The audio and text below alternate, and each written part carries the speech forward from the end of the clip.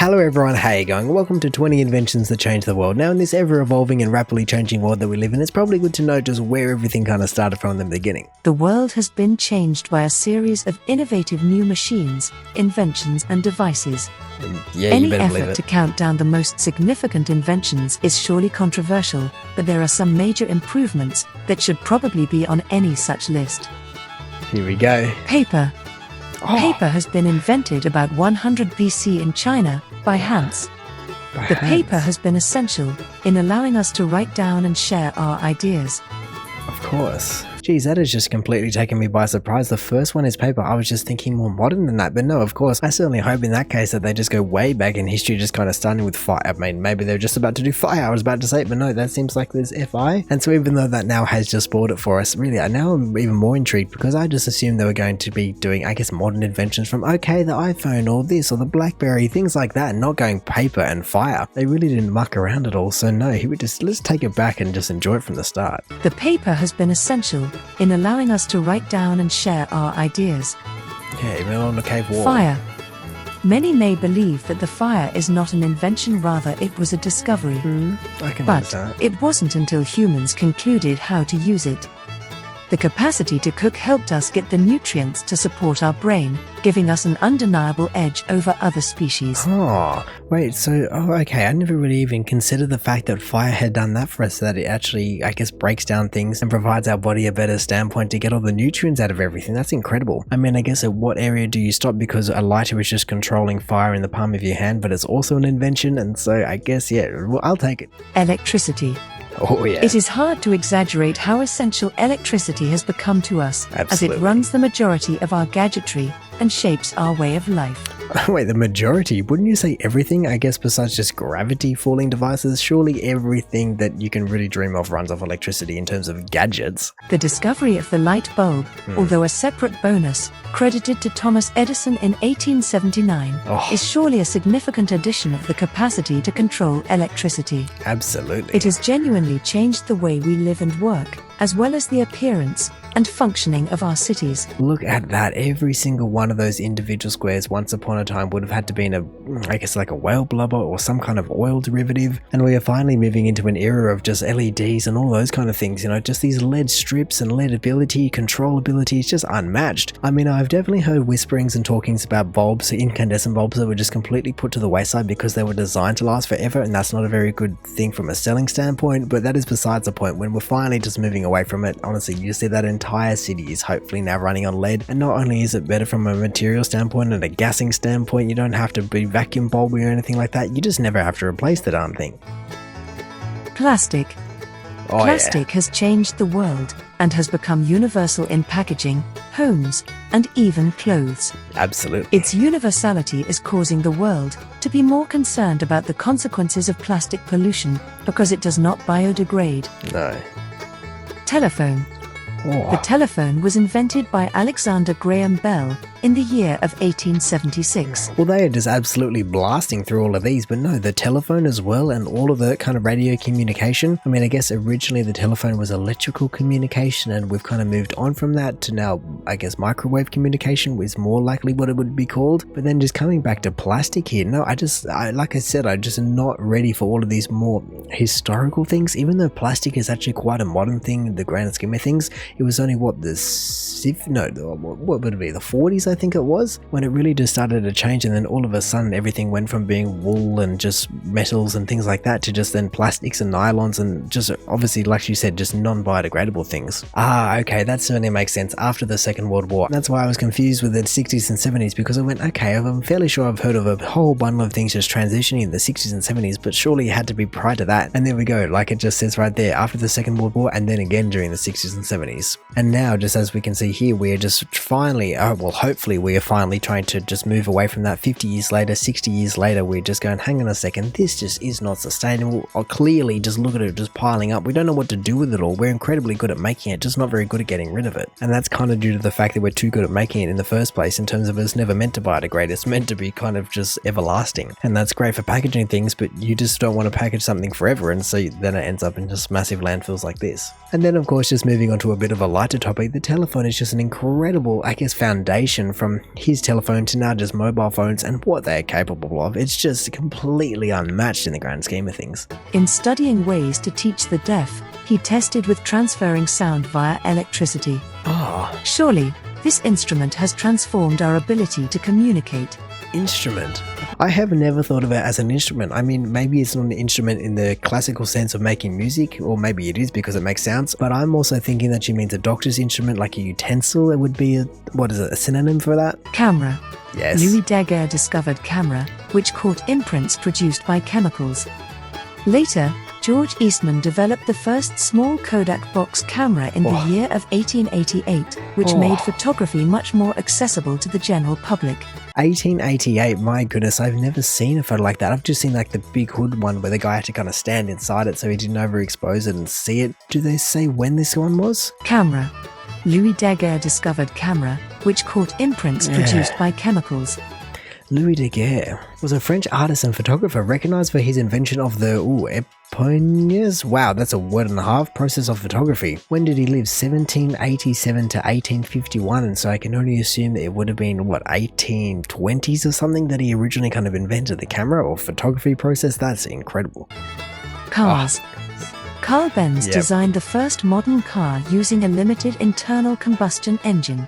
Wait, Benz, like Mercedes-Benz? Wait, was a German engineer, and so he must be, surely that must be the same company. I don't know where the Mercedes part comes out of it, but his Benz passenger motor car from 1885 is considered the first practical automobile and first car put into series production. That's an incredible fact to know because I've never really heard about who actually made the first car. I guess there's a bit of a changeover period, transition period between horse-drawn carts and then cars with internal combustion engines, and I believe there was even a time when EVs, electric vehicles, were even on the market, and then that just got put way to the wayside until 2020? But no, Carl Benz was actually the maker of the first car as we genuinely know it today, and so I wondered, like I said, where does the Mercedes-Benz come from? In 1926, the Benz company, founded by German engineer Carl Benz, merged with its competitor. Wait, what? That would never happen today. Imagine if two just major companies just did a merger and they formed, I guess, Mercedes-Benz, but no, I can't even begin to pronounce those next three words, but I guess they formed with Benz to be the maker of Mercedes-Benz automobiles. There you go, the more you know.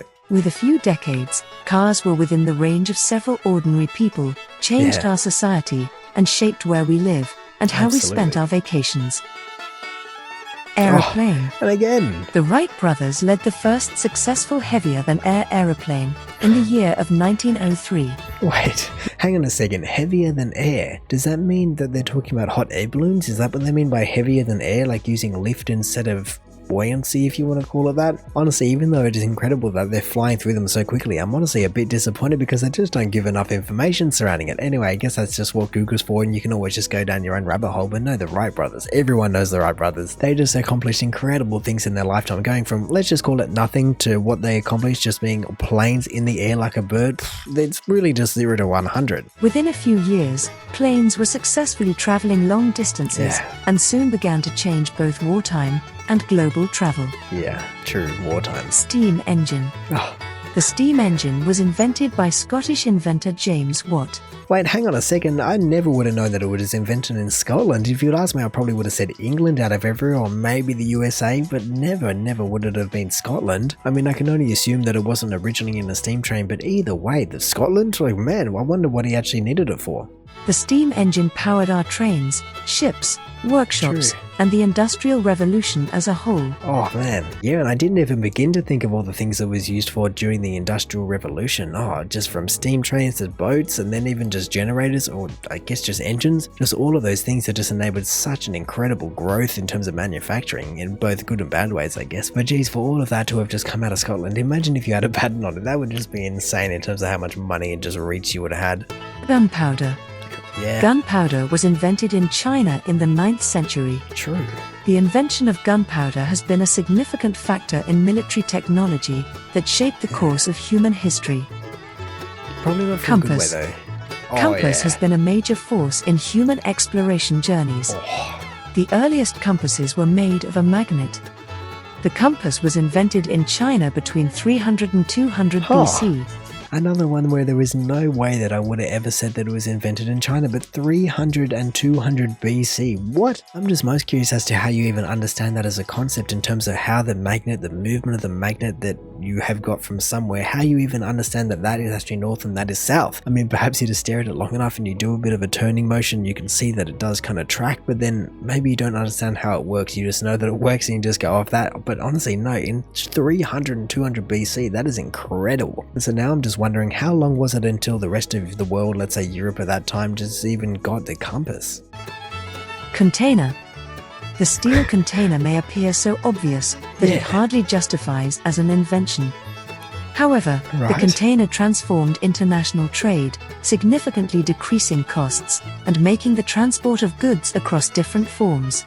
It is an important factor in the exponential growth of trade and globalization in the post-war era. Well, I guess like they said, it's certainly not an obvious one, but I can understand how it makes the list. I mean, I guess it does depend what you're including in terms of they started out with just kind of random 55-gallon drums and everything. So I guess they're counting all of those as containers. I guess they kind of are, even though a can's called a can, not a container, but it's still a container of something. So you know what? I guess this one is definitely not the top of the list out of everything we've had so far, but like I said, it deserves to make the list. Lenses. It was first developed by ancient Egyptians and Mesopotamians, of course it with key theories of light and vision contributed by ancient Greeks.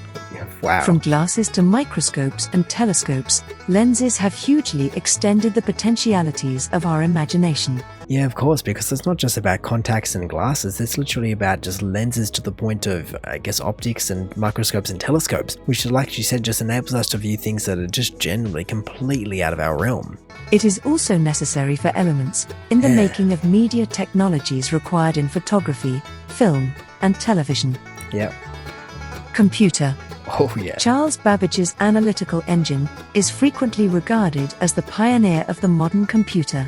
Wow. It could be programmed and compute mathematical equations. Without computers, we cannot imagine a single day. Well, not really. Rockets. Well, before we get on to rockets, which is definitely an ever-evolving thing in today's modern age, but no, computers are just an incredible, just, I guess, exponential thing that we are just experiencing at the moment. From the fact that you were just able to get a new piece of technology every single year that is better than last year's and better than the year before's, and sometimes just makes massive leaps. It is honestly incredible. Let alone the fact that we're just looking into quantum computing and all of those kind of things. It's just such an incredibly broad area of research in general that helps to power rockets and can also just make lenses and does all media. Like every single thing in this world realistically now runs off computers, and so you can certainly understand from a militaristic point of view and a power point of view why so many people just like to hack into things if they can. But as she said, not many people would be able to live without the computer from a, well, purely kind of addictive point of view and also just a working point of view. Rockets. Although Chinese were regarded as the pioneer of the rocket, the modern rocket is a 20th century addition to humanity, which is responsible for changing military capabilities and supporting human space exploration. Yep.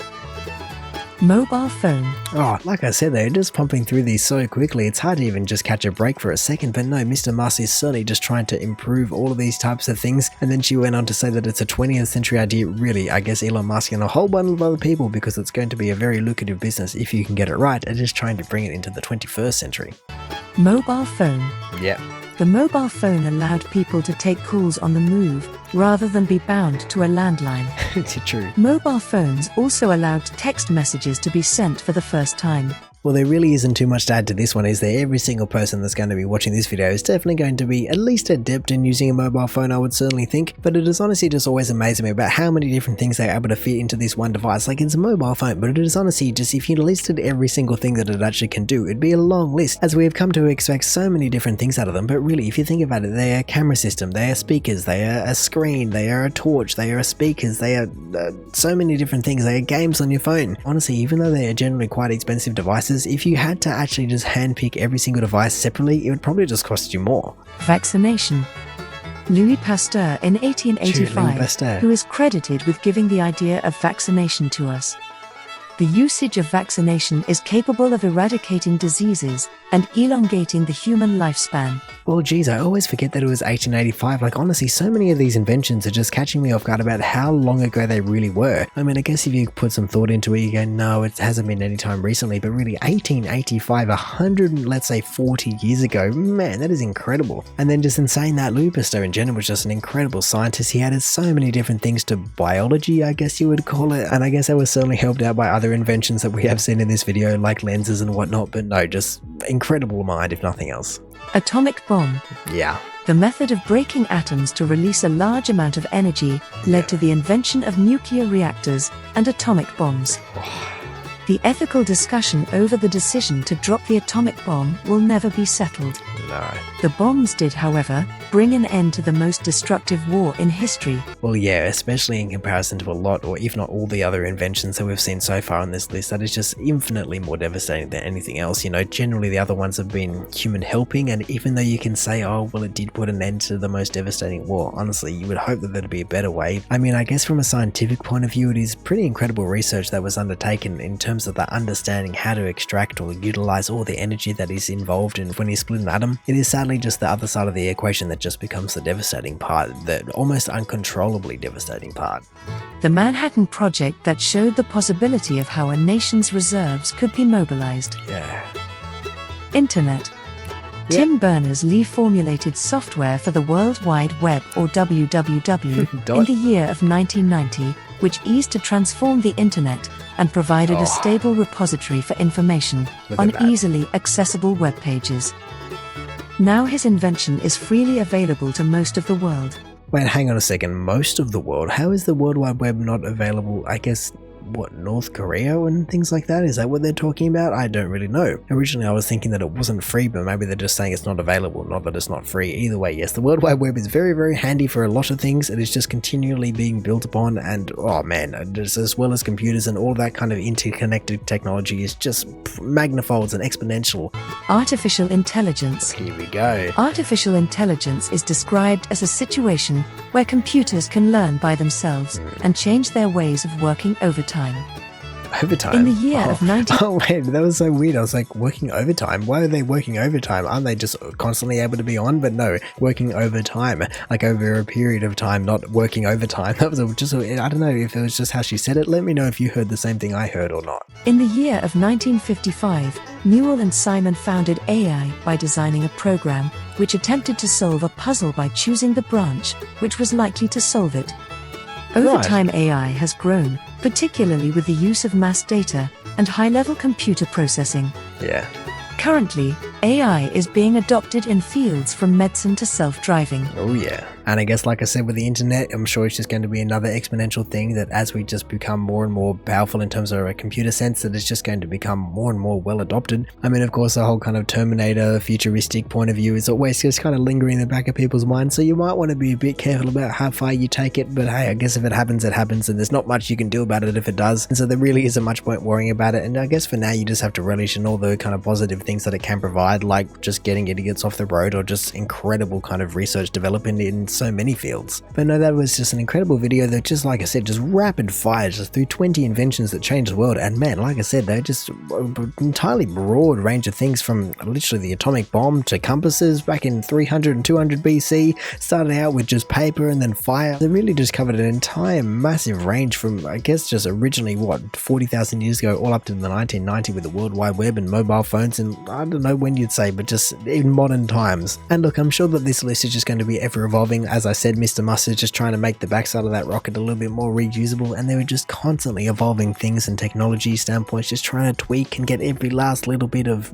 efficiency they can out of anything they can. And even though I guess you could argue that every single modern day invention is just comes from a business point of view, you got to sell more product, make more money, it really is just kind of from a standpoint, you know, from the fact that we had fire and paper from the beginning, I really don't feel like you can say that every single invention ever would just be driven from a business point of view, and that is just what we have to try and continue, you know, just making the world a better place without all the negative effects, you might say. But anyway, in saying that, I reckon I'm going to call it there. So thank you for watching this video. If you did enjoy it, feel free to do the YouTube algorithm things down below. Also, if this is the first video of mine that you're watching, then make sure to go check out just any other videos I've done. Also, make sure to go check out the original video down in the description below. Or hey, maybe even just want to consider subscribing so that you don't miss another one of these in the future. But all in all, have a good one and see ya.